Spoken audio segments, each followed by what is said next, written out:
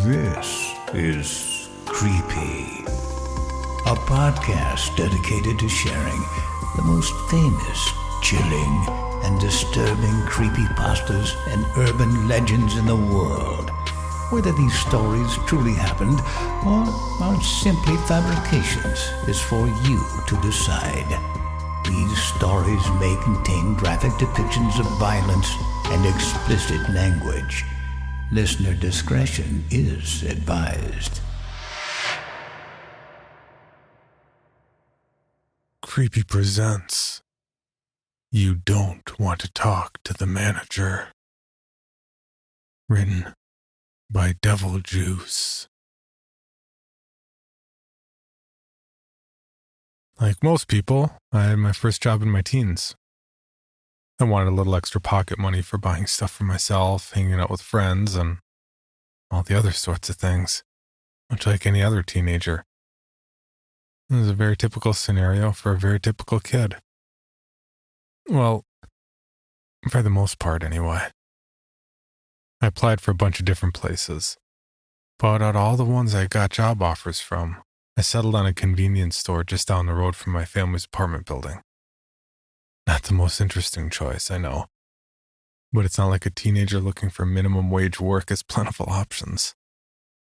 The simple fact that it was within easy walking distance from home was more than enough reason for me to choose it over the others. It was a pretty standard sort of place, with all the usual trappings of a run-of-the-mill convenience store. I think it used to be a 7-Eleven, since I found a couple of their old signs in the back of the storeroom. By the time I was working there, it was privately owned and went by the name of Rick's. Or it may have been Nick's, or something else generic like that. I can honestly never remember. I shopped there a few times myself, since the place was so close and all, and I hadn't noticed any sort of major red flags. The particular part of the city it was located in was relatively low traffic and safe, and the employees seemed happy enough. There were only ever one or maybe two people manning the store at any one time, and it seemed like they were generally left to their own devices. Overall, it seemed like a normal and relatively pleasant place to work. And it was. Except for one little, very abnormal detail. It didn't come up until the end of my training, which was pretty standard fare as far as part-time minimum wage work goes. I met a guy in the store in his early 20s by the name of Mike, who I'd previously spoken with at length over the phone. While another employee was taking care of customers, he showed me around the place, got me acquainted with all the machines and procedures, went over all the rules and such I'd need to follow, and helped me with all the legal stuff and paperwork I needed to fill out as a new employee. As I said, pretty standard stuff. After all that, though, Mike had one final thing he said he needed to talk about with me. You see, I'd simply assumed this whole time that Mike was a manager, an assistant manager, or something like that. However, that wasn't quite the case. Mike was simply the most senior employee at the time. And though he was trusted to handle training new employees and other such things occasionally, outside of that, he was just another worker. The manager/owner of the place was a man by the name of Mr. Downey. Mike led me to a room at the back of the building, which appeared to be something of an office of sorts. I say it was an office, but the only thing that distinguished the room as such was a small metal desk that was pushed up against one of the walls. On top of the desk was a two-way radio sitting in its charging dock and nothing else. Other than that, the room was completely barren. The only other feature of note being a set of stairs that went up to the second floor. Mike went on to explain that Mr. Downey lived on the second floor of the establishment. Though he handled all the necessary responsibilities of owning and managing a business, he hated to be disturbed and never came downstairs during business hours or any other time anyone other than him was in the building. The radio was there if you needed to talk to him, but it was for emergencies only. Mr. Downey apparently wouldn't even bother to respond if you tried to contact him for any other reason. Obviously, I was a bit weirded out by this, but Mike reassured me that, though it was a bit strange, it was never really much of an issue. Despite being reclusive, Mr. Downey was very good about managing everything. Deliveries were handled on time, repairs and other servicing was requested promptly, and everything that was required of the employees was promptly communicated through written notes left in the store at the beginning of the day. It was unconventional, sure, but it worked. Apparently, in the couple of years Mike had been working there, he'd never spoken directly to Mr. Downey even once. As far as he knew, no one had. I wasn't entirely convinced by this. However, I didn't see it as something worth refusing the job over, so I just ended up shrugging it off. Honestly, though, Mike was right. Despite having never seen or even spoken to the person I was working for, everything generally went rather smoothly. I've had managers since that I've seen and spoken to almost every single day that couldn't manage to run things even half as well as Mr. Downey.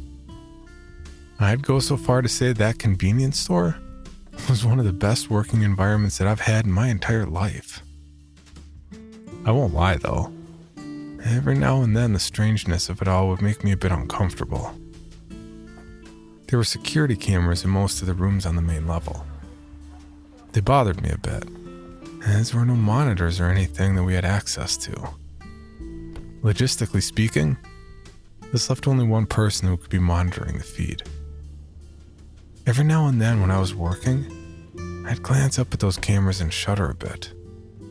The idea that I was being watched, maybe even constantly, was unsettling to say the least. I only ever thought about this for brief moments, though.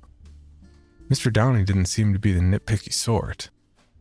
There was never really any sort of performance review or much in the way of feedback. One of the other workers got busted for stealing once, but that was really the only indication I ever got that Mr. Downey might actually be paying attention. As such, it was pretty easy to forget about the cameras for the most part. There wasn't much of anything else to complain about, really. All in all, it was a very laid-back and pleasant sort of gig. Of course, it wasn't all good times. As anyone who's ever worked in any sort of service industry job can tell you, there's one uncontrollable aspect of the job that can turn any reasonably good day into a bad one at the drop of a hat.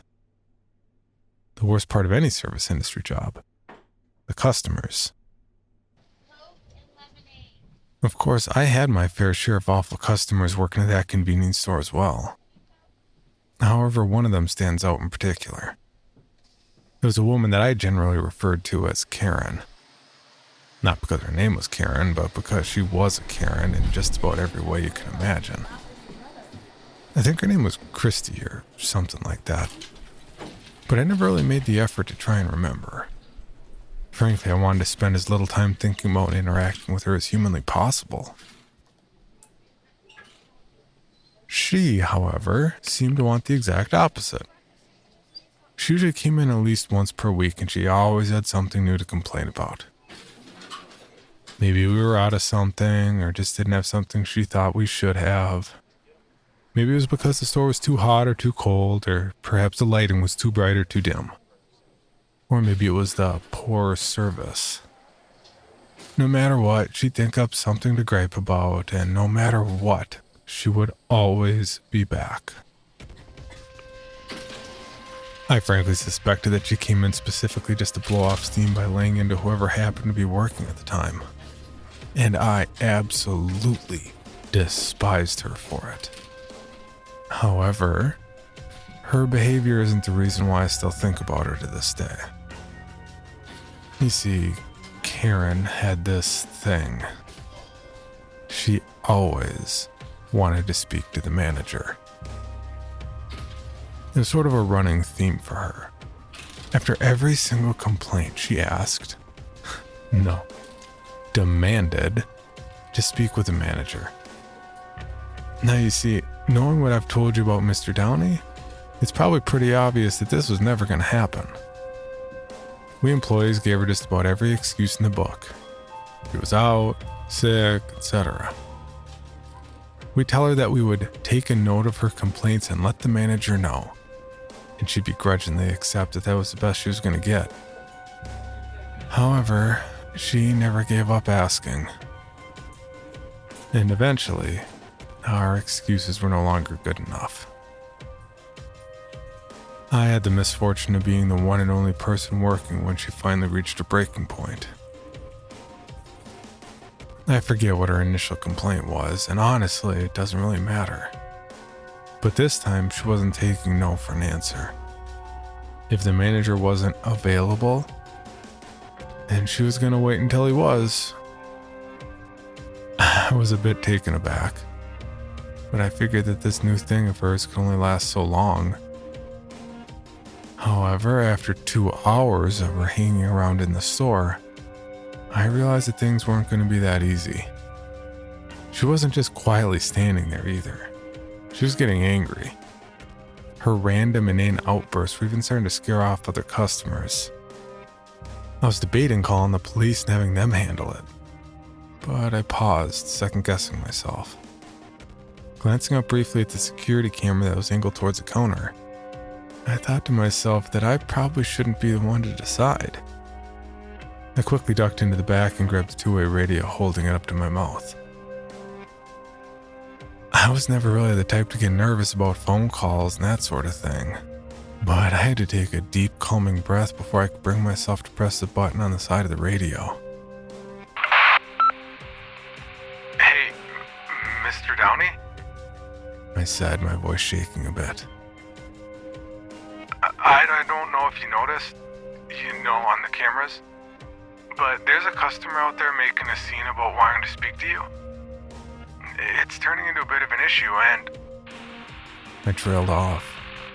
My mouth was feeling weirdly dry. I waited for a moment to see if I'd get a response, but continued after being met with only silence. I know it isn't exactly an emergency, per se, but it's just getting to the point where I might need to get the police involved, and well, I just figured that would be even more of a bother to you.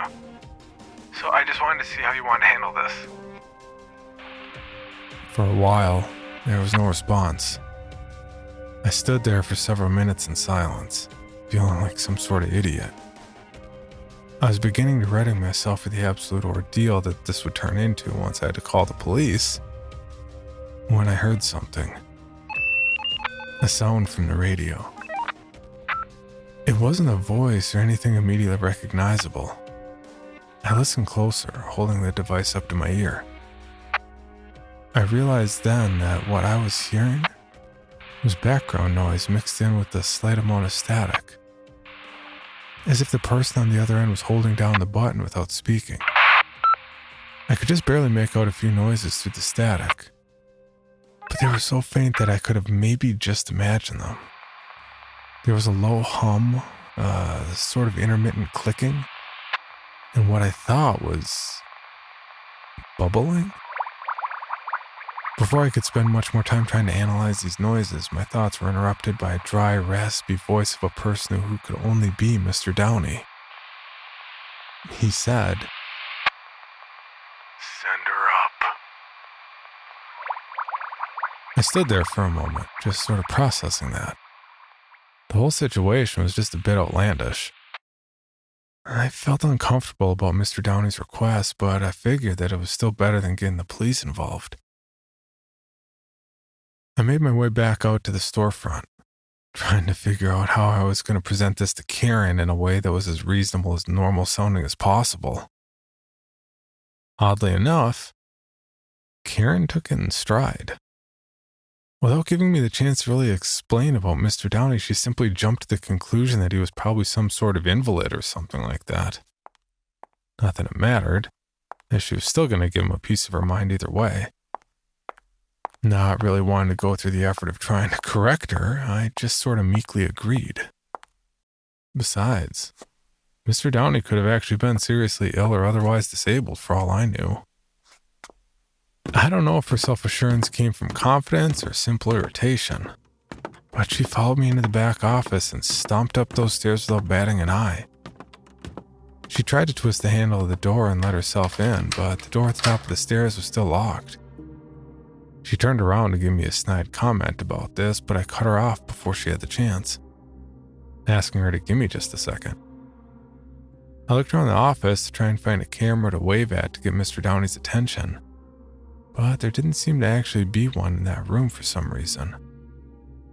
I hadn't had many reasons to spend much time back there, so it wasn't entirely surprising to me that I hadn't noticed. Lacking any real direction, I opted to pick the radio back up. Pressing the button down, I muttered, "She's here," into the receiver. Without even 2 seconds of delay after having spoken into the radio, there was a loud click as the door at the top of the stairs swung open on its own. It was a bit weird, to say the least. The door itself was old and wooden, like it had been in use for 30 years or more. It certainly wasn't the sort of door you'd expect to be automatic. I could see the mechanism now that the door was open, even from the bottom of the stairs, but it was perfectly concealed when the door was not in use.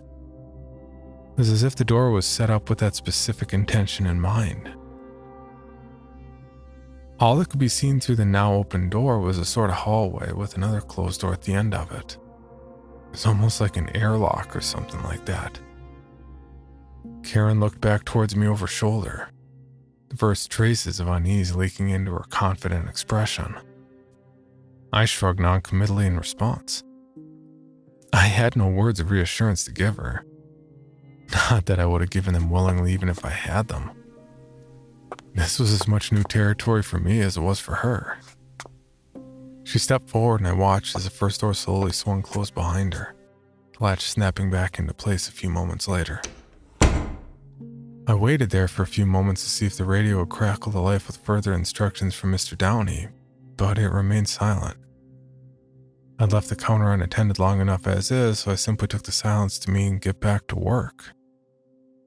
I busied myself with attending to my daily tasks, helping customers, and by messing around on my phone during my downtime. However, I couldn't get my mind off what was going on upstairs. Why had the reclusive Mr. Downey decided to actually meet with someone after such a long time of presumably having no contact with anyone? Why Karen of all people? Sure, he may have just wanted to do his duty as manager and calm down the angry customer. But some small paranoid part of me was telling me that this wasn't as simple as that. What in the world was going on up there? 1, 2, 3 hours passed, and Karen still hadn't returned from the second floor. It was nearing the end of my shift. As I was stocking one of the shelves, I debated how I was going to go about explaining the situation to the next shift. That was when, all of a sudden, I became aware of a presence behind me. Whatever it was hadn't made a single sound, it was just there. I whipped around, stumbling back a bit and letting out a slightly embarrassing, startled yelp. It was Karen. I had no idea how long she'd been standing there watching me. Somehow she'd wandered downstairs and out into the storefront from the back office without being seen or heard. I hadn't even heard her breathing. Wait, was she breathing? I quickly lost track of that train of thought, though, when I saw her expression. The leathery, sun-dried skin on her face, wrinkled with years of constant frowning, was twisted into the widest, most unnatural smile that I ever seen. Every single one of her teeth was exposed all at once. It was truly ghoulish to behold. It looked forced, so much so that it must have hurt to twist her own face to that extent. But it almost seemed stuck that way. Before I could steady myself and ask if she was okay, she thanked me for my time through clenched teeth and left the store, walking at a stiff, brisk walk. I stood there for a while, not quite sure how to process what had just happened. Karen's sudden change was jarring in far too many ways. What had happened upstairs to bring about this change? Whatever it was, I hoped it wasn't permanent. Serving her as a customer like this would be much, much worse. Fortunately, but also far more unfortunately, this would be the last time I saw her. That day, when Karen got home, she beat her 2 young children to death with her bare hands. Afterwards, she waited for her husband to get home before promptly stabbing him through the neck with a kitchen knife at the front door. Neighbors who witnessed this called the police, but by the time they arrived, Karen had already hung herself. Murder isn't exactly uncommon in large cities like mine, and it rarely gets the attention it probably should. However, this particular instance of it was the talk of the town for quite a while, and still is in some circles. Though the sudden severe violence of this crime, along with the apparent lack of motive, did play a part in the case's notoriety, it wasn't the main reason it was talked about. Rather, it was the information that would leak out during the course of the investigation that really drew people's attention. Most notably, the various bits and pieces that were found to be missing from Karen's body during the autopsy. All seemingly with no wounds to account for the extraction and no reasonable explanation. About 1/4 of her circulatory system, 3 inches of her large intestine, and the entirety of her parietal lobe were some notable examples.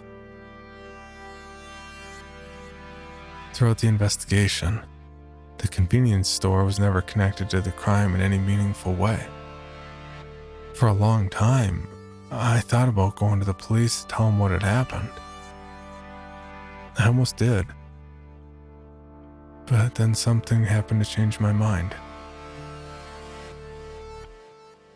You see, when I got my next paycheck, Mr. Downey had sent me a little note along with it. It read, in dark red ink, "It would be best for both of us if you never speak to the police about what happened." Along with this was a little crude drawing of an eye. The message was clear enough, but the meaning of the eye was a little bit less so. I thought at first that it simply meant he was keeping an eye on me, which it probably does in part.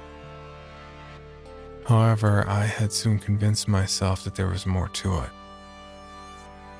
The cameras, the footage, wherever it is, shows me taking Karen to the back office. But that's it. There were no cameras inside the office, and I seriously doubt that there would be any on the second floor. It'd be far too easy to implicate me, to make me out to be an accomplice, if not the culprit. Lord knows it wouldn't be hard to establish motive. Sure, the police could believe my story, but I wasn't willing to gamble on that. Besides, it may be harsh to say, but I wasn't in any way willing to risk my own well-being and the well-being of my family over some self-righteous sense of justice. Call me a coward, sure. But I sure as hell am not an idiot. I didn't stick around working at the convenience store for very long after that. Years have gone by. I've long moved away from that city, worked many other different jobs, and even started a family of my own. I haven't ever spoken to the police or anyone else in my life about what happened. I likely never will. I do think about it all every now and then, and ownership of the building passed to someone else. There's no real record of Mr. Downey having existed before or even after that. All there is to prove he was real is a name on an old deed. I still have no idea who or what Mr. Downey was. Hopefully I never will.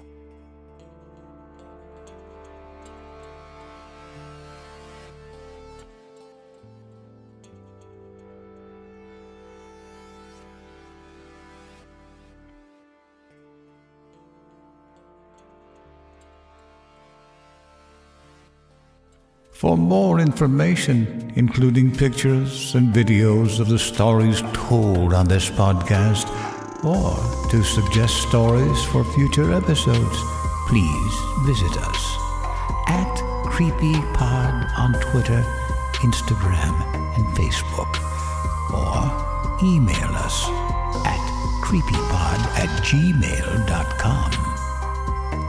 All stories told on this podcast can be found at creepypastawikia.com and are protected by a Creative Commons license. Some rights reserved unless otherwise stated.